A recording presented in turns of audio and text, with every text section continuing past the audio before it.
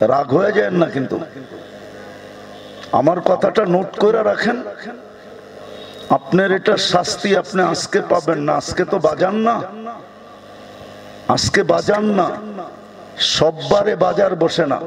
গ্রাম দেশে বাজার বসার দিন নির্ধারিত থাকে, প্রতিদিন বাজার বসে না, সপ্তাহে 2 দিন বসে বা 1 দিন বসে। আজকে বাজার না,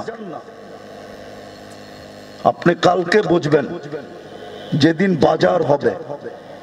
এই দুনিয়াটা থাকবে না, কিয়ামতের বাজার যেটা বলা হয় ওই দিন আপনি বুঝবেন। আর ওই দিন বুঝার পরে কোনো কাজও হবে না, এটাও সত্য। এই জন্য বুদ্ধিমান ওরা যারা আজকে বোঝে, যদি বুঝতে নাও পারে, চেষ্টার পরেও যদি বুঝা না আসে, তো তারপরও রাস্তা খোলা আছে।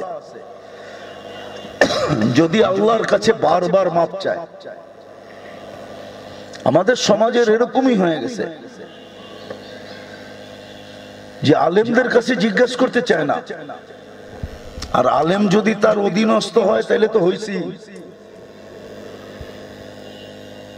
তো হইছি, ভাঙ্গেই বলা যায়। রাগ হইলে করার কিচ্ছু নাই। শুধু এক জায়গায় না তো, সব জায়গায় এরকম। পুরা শরীরেই তো ক্ষত, মলম কোন জায়গায় লাগাবো, এটাই সত্য। তো যেটা ইমাম বুখারী রহমতুল্লাহ আলাইহি বুঝাইতে চেয়েছিলেন, আম সাধারণ জেনারেল মানুষদেরকে, যে সব বিষয়ে তুমি আলেমদের শরণাপন্ন হও, আলেমদের কওলকে, আলেমদের কথাকে তুমি মূল্যায়ন করো, এদের অধীন হও। তো ইমাম আর লম্বা করতে চাইতেছি না, ইমাম বুখারী রহমতুল্লাহ আলাইহি ওই সমস্ত মানুষকে জবাব দিতে চাইতেছেন যারা ভাবে যে আমল প্রয়োজন না, ঈমান হইলেই হবে, আমলের কোনো দরকার নাই। আছে, অতীত থেকেও চলে আসছে, এখনো চলে আসতেছে। অতীতে গ্রুপ হিসাবে ছিল, এখন গ্রুপ নাই। এখন সবাই নিজের নিজের ধারণা যে আমলের এত গুরুত্ব দেওয়ার দরকারটা কি। যেমন অনেকে আছে, 2-1টা উদাহরণ দেই। দাড়ি নিয়ে বলতে গেলে অনেকেই বলে দাড়ির পিছে পড়ছেন কেন।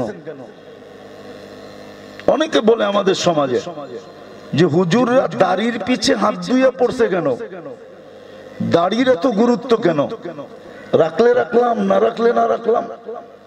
কি বলেন? নাই আমাদের সমাজে এরকম লোক। ইসলামের কোন একটা বিষয় নিয়ে বললেই কিছু লোক আছে, আরে হুজুর গো কাম নাই, খালি এইটাই বলে। ঘুষের বিরুদ্ধে বললে, সুদের বিরুদ্ধে বললে, এটাই বলতে থাকে। তো যেটা বুঝাইতেছিলাম, আছে এখনো একদল, কিন্তু সংঘবদ্ধ না, বিক্ষিপ্ত ভাবে যার যার ব্যক্তিগত মতবাদ ভাবে আমলের গুরুত্ব দিতে চায় না। কিন্তু ইমাম বুখারী রহমতুল্লাহ আলাইহি এটাই বুঝাইতে চাইতেছেন যে ঈমানের পরে তোমার মাপকাঠি, তোমাকে মূল্যায়নের সবচেয়ে বড় জিনিস হলো আমল। আর বর্তমান বিজ্ঞানের যুগে এই থিওরি কোনো গ্রহণযোগ্যতা রাখে না যে আমল মাপা যাবে কি যাবে না। আমল মাপা যাবে কি যাবে না। হ্যাঁ, যারা প্রশ্ন তোলে যে আমল আবার মাপবে কি করে, ও আল্লাহকে অ্যানালাইসিস করতে পারে না। ওর সামনে আল্লাহর পরিচয় উন্মোচিত না, যে আল্লাহকে, আল্লাহর সত্তাটা কি, আল্লাহর কুদরত কি, পাওয়ার কি, এটা ওর সামনে উন্মোচিত না। এই জন্য ওর কাছে প্রশ্ন আসে যে আল্লাহ আমল মাপবে কি করে, আমি নামাজ পড়লাম এটা মাপবে কি করে, আমি রোজা রাখলাম এটা মাপবে কি করে, আমি যাকাত দিলাম এটা মাপবে কি করে। তা আমি যদি ওকে প্রশ্ন করি 1 ফোঁটা পানি, তাও বিজ্ঞানের আলোকে মায়ের পেটে যায় 1-2 লক্ষ 2.5 লক্ষ ভাগে বিভক্ত হয়, 2.5 লক্ষ ডিম তৈরি হয়।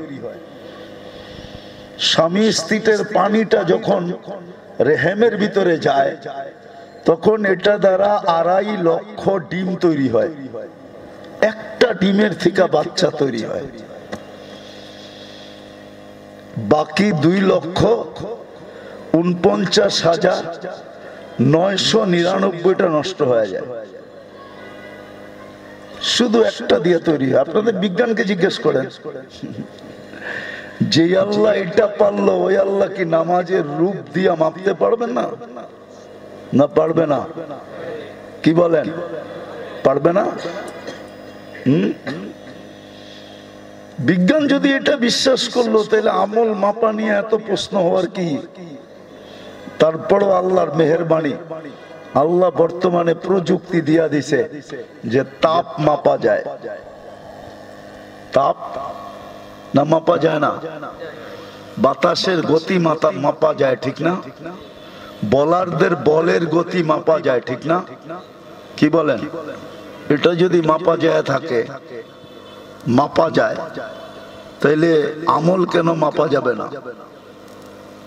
তো ইমাম বুখারী রহমতুল্লাহ আলাইহি ওদেরকে জবাব দিতেছে, আছে আমাদের সমাজে বহুত লোক আছে, আমরা চিনি, মাঝে মাঝে আমাদের সাথেও পাল্লা পড়ে, ওনারা আমাদেরকেও বুঝাইতে চায়। আমাদেরকেও কি মাঝে মাঝে বুঝাইতে চায়, বাপভঙ্গি এরকমই নিতে চায় যে আমরা আপনাদের চেয়ে শিক্ষিত কম না, ইচ্ছা করলে আপনাদেরকে পড়াইতে পারি। তো বাপভঙ্গি নিতে চায়। ইমাম বুখারী রহমতুল্লাহ আলাইহি বুঝাইতে চাইতেছেন আমাদেরকে যে দেখো, ইমানের পরে তোমার মূল্যায়নের বস্তু হলো মেইন আমল, আর এটা মাপবে।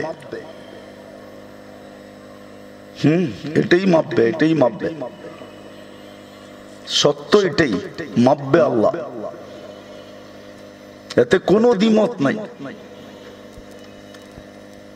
যাদের মাথা নষ্ট তাদের কাছে দ্বিমত থাকতে পারে, কিন্তু আসলে এটা নিয়ে কোনো দ্বিমত নাই, আল্লাহ মাপবে, এতে কোনো সন্দেহ নাই। আমলের ভিত্তিতেই মূল্যায়ন হবে, আর আমল আল্লাহ মাইপা দেখায় দিবে।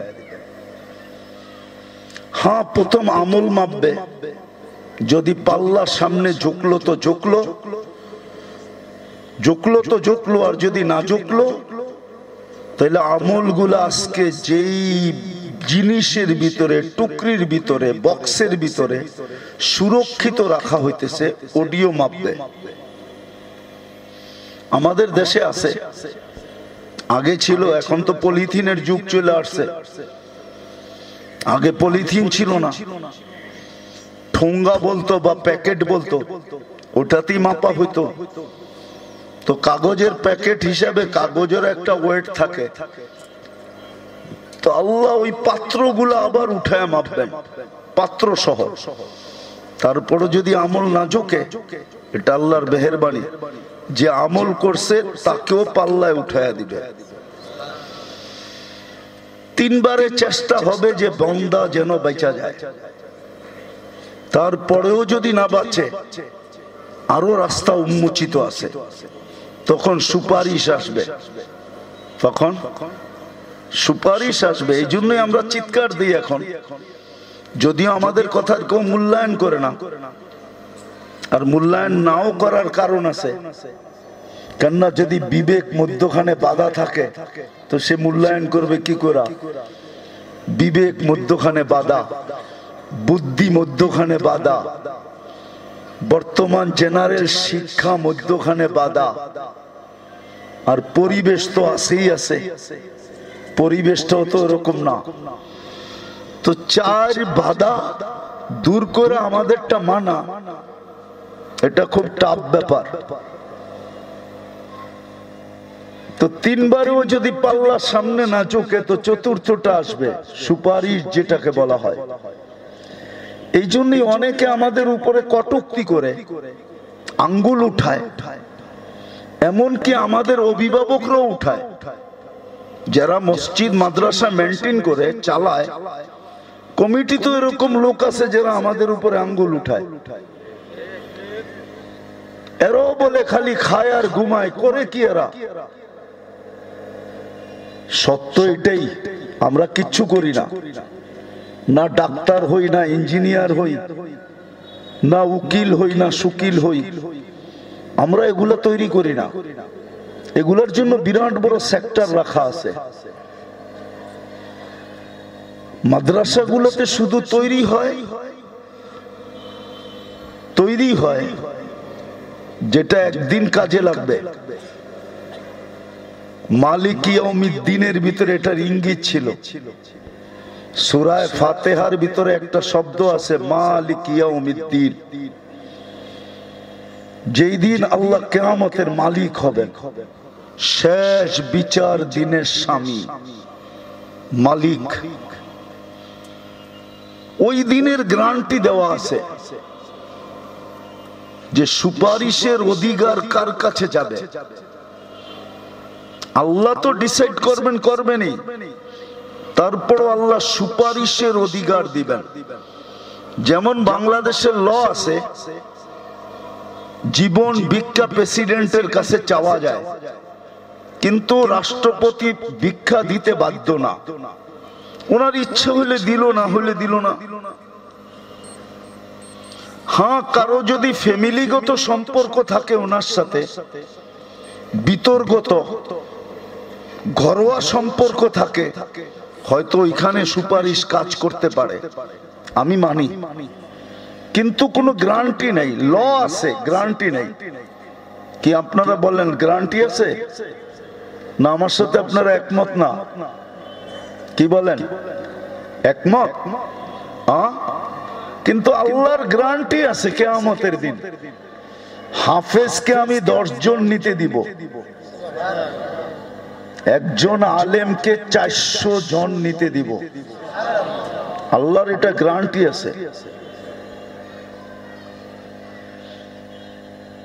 আপনি যদি বলবেন আপনাদের মতো আলেম, অনেকে বলে আপনি যা বলতেছেন ঠিক আছে, হুজুর ঠিক আছে, কিন্তু আপনাকে মতো হুজুর।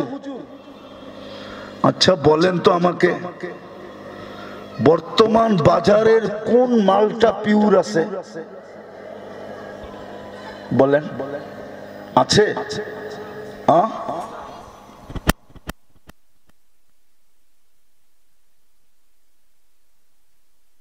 যখন এরকম, তো ওই যুগে যেই হুজুর আছে এগুলোই তো হুজুর। তাইলে যদি আপনার দৃষ্টিভঙ্গিতে হুজুর আনতে হয়, তাহলে সবগুলারে কবরতে উঠে আনতে হবে, ঠিক না? না হয় কিয়ামত পর্যন্ত অপেক্ষা করতে হবে, কিয়ামত পর্যন্ত অপেক্ষা করতে হবে। যা আছে এটা দিয়ে শূন্যতা পূরণ করতে হবে, এটা দিয়ে শূন্যতা পূরণ করতে হবে। আরেকটা যুক্তি হলো এটাই, বর্তমান হুজুরদের উপরে আপনাদের আঙ্গুল, যদি এরা গ্রহণযোগ্যই না হইতো, তাইলে এতটুক ছেলে, একটা ছোট ছেলে আমাদের পাগড়ি নিছে, এতটুক ছোট ছেলের সিনায় আল্লাহ নিজের কালামকে কেন সুরক্ষিত করতেন? আল্লাহ কি আপনাদের চেয়ে আমাদের চেয়ে দুর্বল? না ব্রেন বুদ্ধি কম? কি আপনি তো আল্লাহর বুদ্ধি পাইয়েই এরকম করতেছেন, ঠিক না? আপনি যে বুদ্ধি পাইলেন, কার বুদ্ধি পাইলেন? কার থেকে নিয়ে বুদ্ধি? আপনি কার থেকে নিয়ে হিরু? বলেন, আল্লাহর থেকে নিয়ে হিরু আপনি, ঠিক না? কি বিশ্ব সুন্দরী কার থেকে রূপ নিয়ে বিশ্ব সুন্দরী? বলেন, যুবক কার থেকে যৌবন নিয়ে যুবক? সত্য তো এটাই। যদি এটা মানেন, তাহলে বোঝা গেল এই যে ছোট ছেলেটাকে আল্লাহ সুরক্ষিত করলেন, তাইলে বোঝা গেল এই যুগে যেটা আছে ওইটাই আল্লাহর কাছে গ্রান্টেড। নাইলে ওর সিনাই কোরআন সুরক্ষিত হইতো না। নাইলে এরা দাওরা পর্যন্ত পড়তে পারতো না। কোরআন বলে এই যুগে এটাই গ্রান্টেড আল্লাহর কাছে। এই যুগে এরাই আওরাসনাল কিতাবাল্লাযীনা ইসতাফাইনা মিন ইবাদিনা। কথাগুলো বড় দুঃখে বলি, নাইলে বলতাম না। দুঃখে বলতেছি, নাইলে বলতাম না। আবার কবে বাজার আসবে? হয়তো একদিন বাজার আসবে, বাজার আবার একদিন ঘুরে আসবে। আমরা ছোটবেলা দেখতাম, আমার মনে আছে, যারা বয়স্ক এরাও বলবে, স্কুল কলেজের ছেলেরা পায়জামা প্যান্ট পরতো নিচে দিয়ে এই ডোলা। জানি না বয়স্করা দেখছে কিনা, এই ডোলা, ঠিক না? হ্যাঁ, ওটা আবার এখন মেয়েরা পড়ে। প্রথম পড়ছে কারা, এখন পড়ে কারা? আবার ঘুরে আসবে একদিন যে আবার ছেলেরা ওইটা পড়বে। আবার একদিন আমাদের দিন আসবে, ওই দিন হয়তো আমরা থাকবো না, কিন্তু আমাদের জেনারেশন দর জেনারেশন হয়তো থাকবে ইনশাআল্লাহ। আবার একদিন বাজার এটাই হবে। আজকে যেরকম আমাদেরকে নাকে খত দিয়া ঘুরানো হয়, নাকে খত লাগায় ঘুরানো হয়, একদিন আসবে আবার অন্যদেরকে নাকে খত লাগায় ঘুরানো হবে। এটা দুনিয়ার নিয়মই এরকম। এই জন্যই তো কোনো কবি লেখছেন, দুনিয়া বাএক হাল রাহতা নেহি। দুনিয়া এক পজিশনের উপরে কখনো থাকে না। গুজাস্তা জামানা ফির হাত আতা নেহি। যেটা চলে গেছে ওটা আর ফিরে আসে না। আবার সত্য এটাও, আল্লাহর মার কিন্তু দুনিয়ার বাইর হয়। হয়তো আপনি ভুগবেন না, আপনার জেনারেশন ভুগবে। হয়তো আপনি কবর থেকে বসে আফসোস করবেন যে হায় আমি কি করে আসলাম যে আমার জেনারেশন ভুগতেছে। ওই দিন আপনার কবর থেকে মনে হবে, হবে মনে যে অবশ্যই, কিন্তু মানুষ বুঝতে পারে না, তো ডিপলি চিন্তা করে না। আজকে আপনি দেখেন একটা কথা মনে উঠলো, এই জন্য বলতেছি। লস এঞ্জেলেসের অবস্থা দেখেন, ক্যালিফোর্নিয়ার অবস্থা দেখেন, অবস্থা দেখেন। আমি তো অনেকবার দেখছি ক্যালিফোর্নিয়া, লস এঞ্জেলেস প্রত্যেকবারই দেখা হয় গেলে। হ্যাঁ, হলিউড এরকম জায়গা দেখেন নরকে রূপান্তরিত। কোনখানেরটা যে কোনখানে লাগছে কেউ বলতে পারবে না। সুবুদ্ধি থাকলে তা মাথায় অ্যানালাইসিস হয়, বুদ্ধি যদি সঠিক না হয় তো চিন্তাও সঠিক হয় না। ওরা চিন্তাও করতে পারতেছে না যে এটা কেন হলো। এর আগেও তো দাবানল হয়েছে, ক্যালিফোর্নিয়া দাবানল হওয়া এটা স্বাভাবিক, কেননা ড্রাই এলাকা, আমেরিকার সবচেয়ে ড্রাই, হওয়াটা স্বাভাবিক। কিন্তু এমন হলো কেন, এটা তো ওরা কোনোদিন ভাববে না, কেননা ওটা আল্লাহ ভাবতেও দিবে না, কেননা আধ্যাত্মিক নিয়ে ভাবার ওদের ক্ষমতা নাই। যেমন আজকে আমাদের সমাজের মুসলমান হওয়া সত্ত্বেও আধ্যাত্মিক নিয়ে ভাবার কোনো ক্ষমতা নাই আমাদের। রাগ হয়েন না, কিন্তু আমাদের আধ্যাত্মিক নিয়ে ভাবার কোনো ক্ষমতা আমাদের নাই। ওদের তো আরো নাই, ওদের তো আরো নাই। অতীতে আপনারা দেখছেন মনে হয়, পেপার পর্যন্ত লেখছে, মিডিয়া পর্যন্ত লেখছে যে অমুকের কারণে অমুকে এটারে ফিরে দিছে। কি অথচ কি ছিল এটা? 10 নম্বর মহাবিপের সংকেত ছিল, ঠিক না? আবার বলছে অমুকটাকে আমরা এরকম প্রতিরোধ করছি, মোকাবেলা করছি যে ওইটা আমাদের এখানে কোনো প্রভাব খাটাইতেই পারে না। পেপারে আছে না নাই? দেখামু 2-4টা বুড়ি বুড়ি আছে, গত 15 বৎসরে বুড়ি বুড়ি আছে। কিন্তু ওর ইজ্জত চলে যেত না যদি ও বলতো আল্লাহর মেহেরবানি আমরা এটাকে প্রতিরোধ করতে পারছি। এতটুক শব্দ যদি অ্যাড করতো তাহলে ইজ্জত চলে যেত না। আজকে যতটুকু ইজ্জত গেছে এতটুকু ইজ্জত যেত না, আজকে যতটুকু চলে গেছে। তো দুনিয়ার রীতিনীতি এটাই। এই জন্য শেষ জায়গায় চলে আসছি আমি, যেটা বুঝাইতেছিলাম যে আসলে ইমানের পরে আমাদের মূল্যায়নের সবচেয়ে বড় চাবিকাঠি এটাই, আমল। আমল দিয়ে আল্লাহ আমাদেরকে মূল্যায়িত করবেন। এটাই দিলে গাথি যে আজকে যতটুকু আমি মূল্যায়িত হই আর না হই, কালকে আমি আমল দ্বারাই মূল্যায়িত হব। কিন্তু একটা শর্ত আছে, আমলটা সহি হইতে হবে, সঠিক হইতে হবে, কোরআন হাদিসের আলোকে হইতে হবে, এজমা কিয়াসের আলোকে হইতে হবে,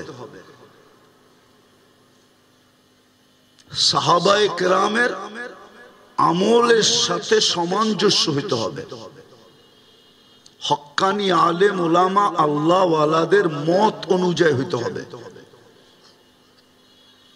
চার মযহাবে অধীন হয়ে হইতে হবে।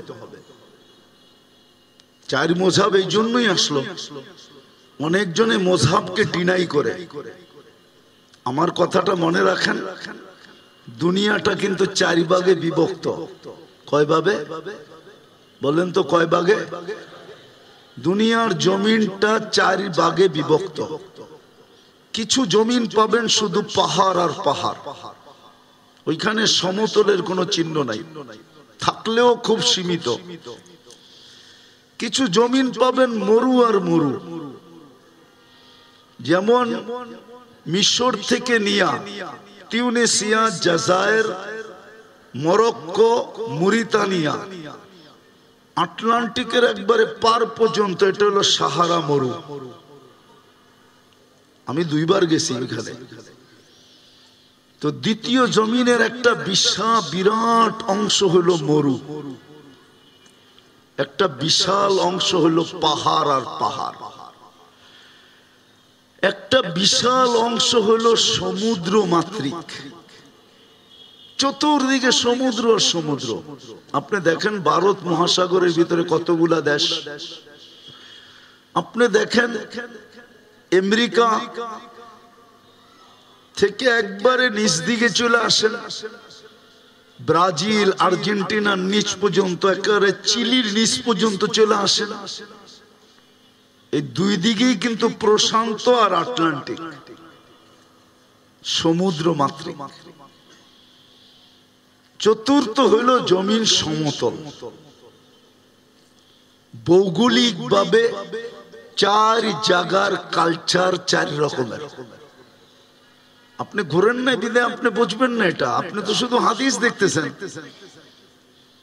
এই জন্য আপনার সামনে হাদিসই শুধু ভাসে। আপনি মযহাব দেখতে পারতেছেন না কেন? জমিন এই 4 ভাগে বিভক্ত, এটা আপনি জানেনই না। আপনি যায়া দেখেন টিউনিসিয়ায় কত লোক বাস করে, জাজায়েরে কত লোক বাস করে, মুরিতানিয়ায় কত লোক বাস করে, মরক্কো কত লোক বাস করে, মালির একটা অংশ কত লোক বাস করে, জান আপনি জান? তো মযহাবের বিভক্তি হলো জমিনের অবস্থার প্রেক্ষিতে। এই জন্য 4 ইমাম 4টাকে নিছেন। যত মরু সব মালিকি, মালিকি মযহাব ছাড়া ওইখানে আপনি টিকে থাকতে পারবেন না।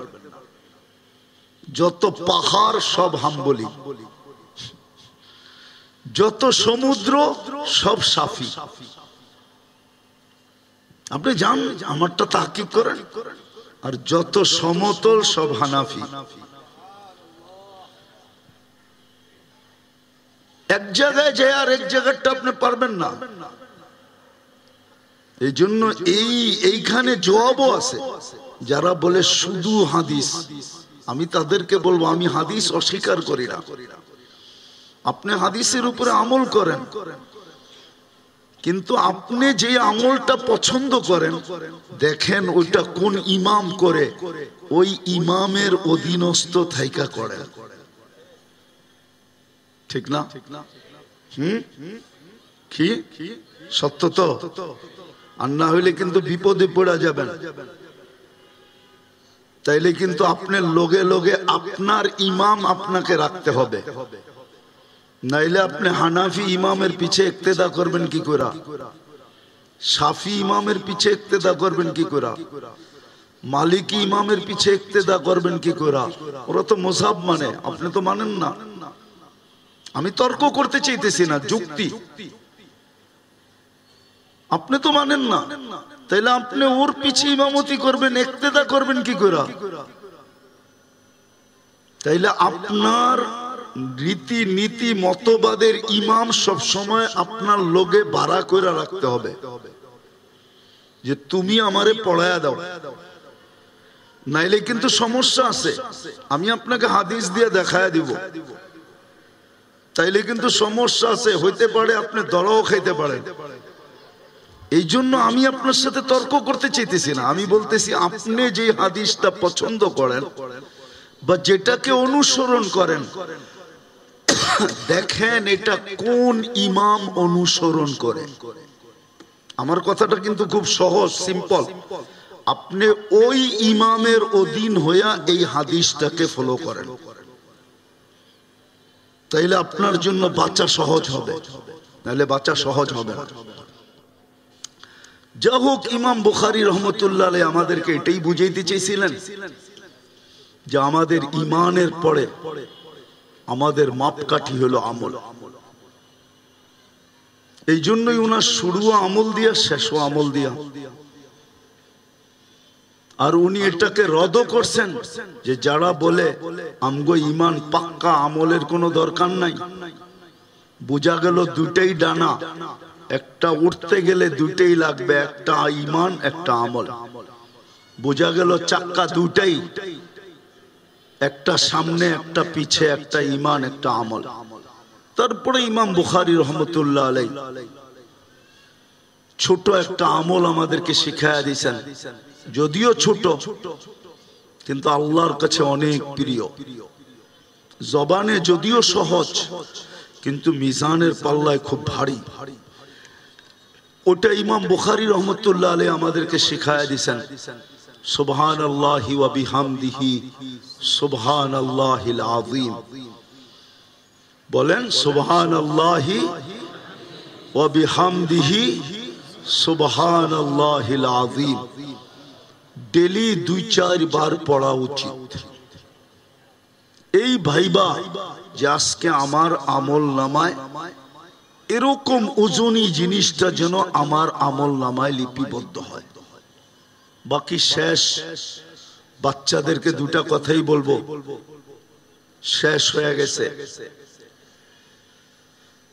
এতদিন তো চলা শুরু হয় নাই, কালকের থেকে চলা শুরু হবে।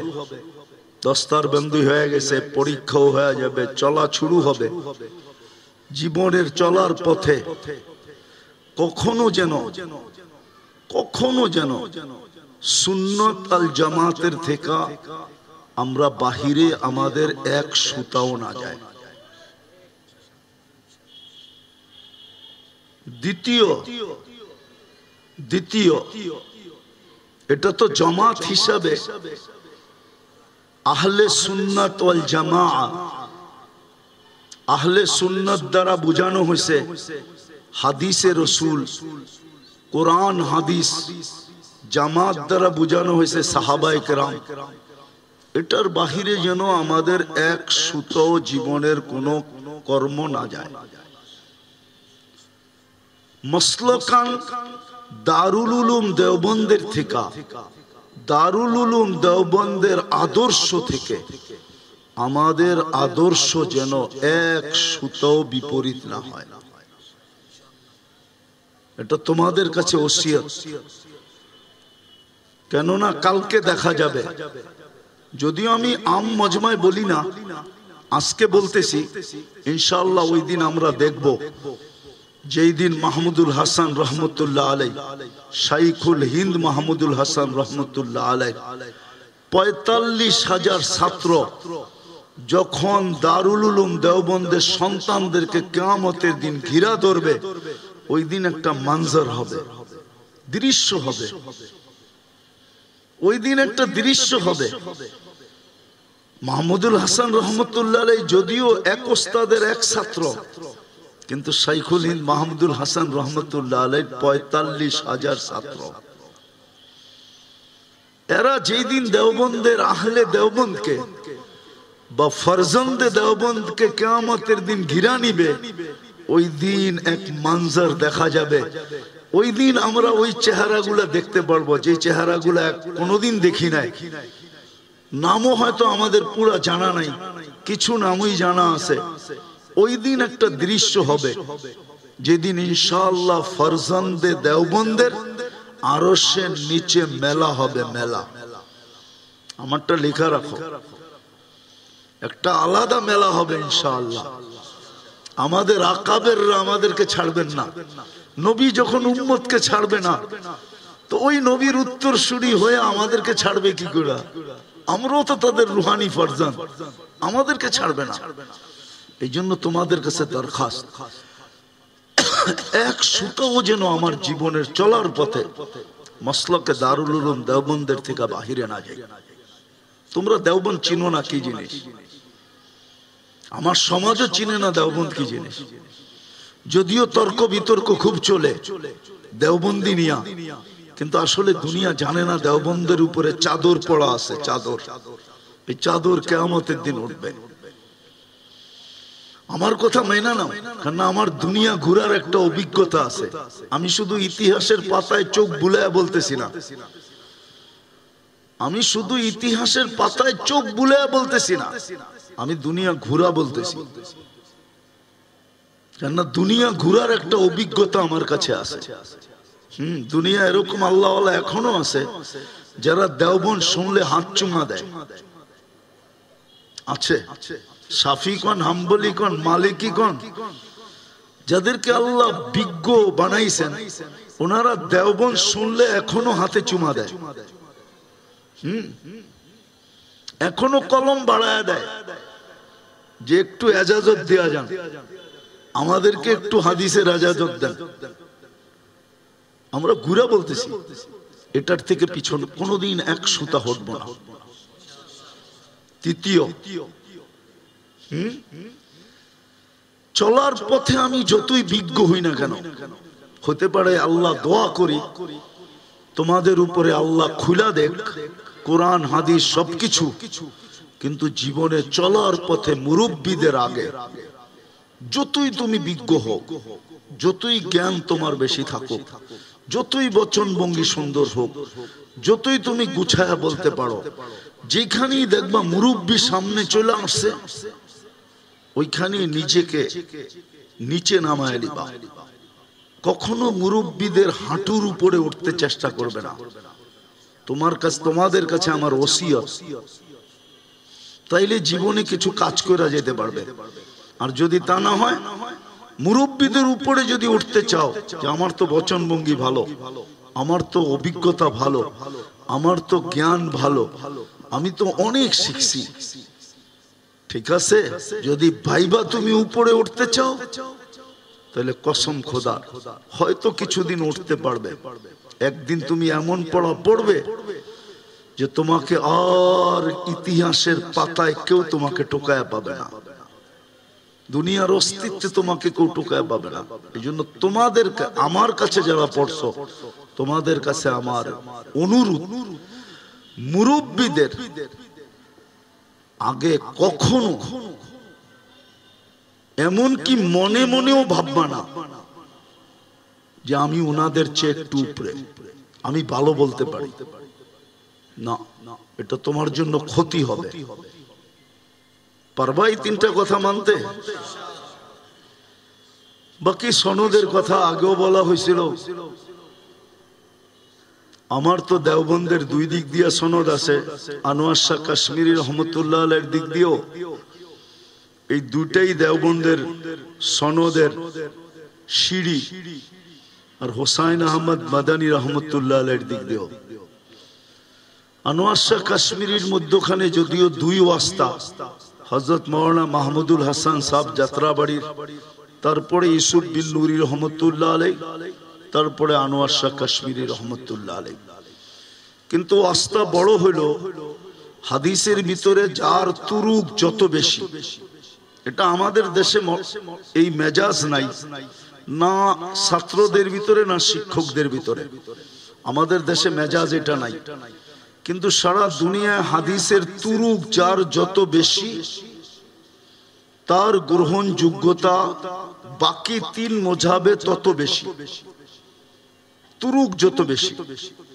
তো আমার এই দুই তুরুকে হুসাইন আহমদ মাদানীরটা হলো নাসির খান সাহেব রহমতুল্লাহ আলাইহি, তারপরে হুসাইন আহমদ মাদানী রহমতুল্লাহ আলাইহি। আর মালিকি মযহাবের তুরুক হলো আবু বকর আল জাযাইরি রহমতুল্লাহ আলাইহি, তার থেকে উপর পর্যন্ত, যিনি মুজাহিবে আরবা লেখছেন, মদিনা ইউনিভার্সিটির ভাইস চ্যান্সেলর ছিলেন দীর্ঘ অনেক বছর, আবু বকর আল জাযাইরি। মিনহাজুল মুসলিমিন যিনি লেখছেন, আরো ওনার 50-60টা কিতাব আছে বড় বড়। তো এটা মালিকি মুযহাবের দিক দিয়া দারসান আমার সনদ হলো আবু বকর আল জাযাইরি থেকে উপর পর্যন্ত। আর বাকি দুটা মালিকি আর হাম্বলি, ওটা 1 বছর পড়ায়া দেওয়া যায় না, কারণ ওই মুযহাব দুই মুযহাবের সনদ অনেক কঠিন, 2, 4, 5, 10 বছর ঘুরার পরে ওরা দেয়, এছাড়া দেয় না। কেন আমরাও তো বড় কষ্টে অর্জন করছি, এক এক মুযহাবের এক এক তর্জ থাকে। তো হাম্বলি আর মালিকি শাফি মুযহাবের সনদ, এটা অনেক দিন ঘুরার পরে দেয়, তারপরও দিতে চায় না। এই মুযহাবের এটাই তর্জ। সবচেয়ে সহজ হলো হানাফি মুযহাব, না এটা কাউকে এখনো দেওয়াও হয় না, আর কাউকে 1 বছর পড়ায়া এতটুক পড়ায়া, তাইলে আমি যেখান থেকে আনছি ওইখানের সাথে সৎ বিচার হবে না, কারণ আমিও তো 10 বছর ঘুরে আনছি, আমি 10 দিনে দিয়া দিলাম, তাহলে এটা সৎ ব্যবহার হইল না। কমসে কম এতটুক তোমাদেরকে দিলাম। দারুল উলুমের দেওবন্দের দুই তুরুক, হুসাইন আহমদ মাদানী রহমতুল্লাহ আলাইহি আর আনোয়ার শাহ কাশ্মীরি রহমতুল্লাহ আলাইহি, আর আবু বকর আল জাযাইরি রহমতুল্লাহ আলাইহির মালিকি মুযহাবের দিক দিয়া। ঠিক আছে, এটাও বহুত বড়।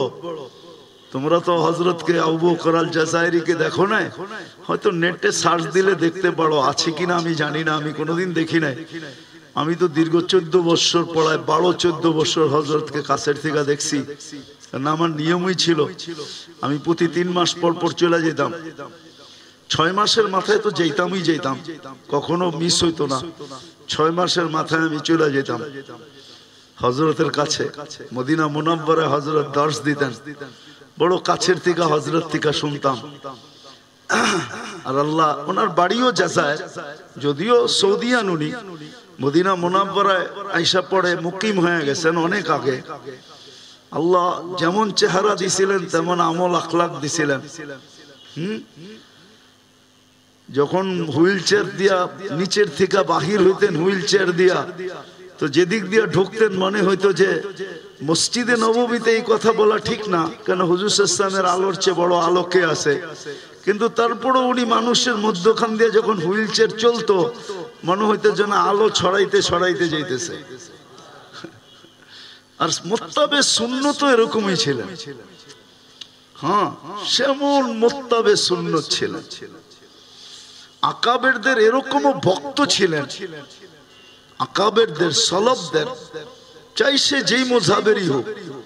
আমি একদিন হযরতের কাছে দর্শ পড়তেছিলাম, সবক পড়তেছিলাম, বসেছিলাম। তো একজনে সুয়াল করছে, হযরত শব্দটা যদিও আমাদের অনেকজনে হজম করতে পারবো না, বলছে আবু হানিফা সম্বন্ধে মানুষ বহুত উক্তি করে, আপনার মতবাদ কি?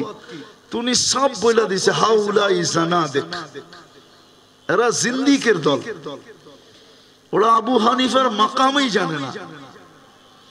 তো আকাবেরদের ব্যাপারে, সালফের ব্যাপারে ওনার দিলে যে একটা ভক্তি ছিল, ওই ভক্তি থেকে ওনার ভক্তি আমার দিলে, যার কারণে আমি 6 মাস পর পর চলে যেতাম আর বড় কাছের থিকা সবকও শুনতে থাকতাম। সবচেয়ে মজা ছিল আমার এটাই যে হুজুর সাল্লাল্লাহু আলাইহি ওয়াসাল্লামকে তো দেখি নাই, কমসে কম নায়েবের চেহারাটা দেখে একটু স্বাদ মিটাই। আরো মসজিদে নববীতে আল্লাহ আমাদেরকে আমল করার তৌফিক দান করেন। ওমা আলাইনা ইল্লাল বালাগ। আল্লাহুম্মা সাল্লি ওয়া সাল্লিম ওয়া বারিক আলা হাবিব।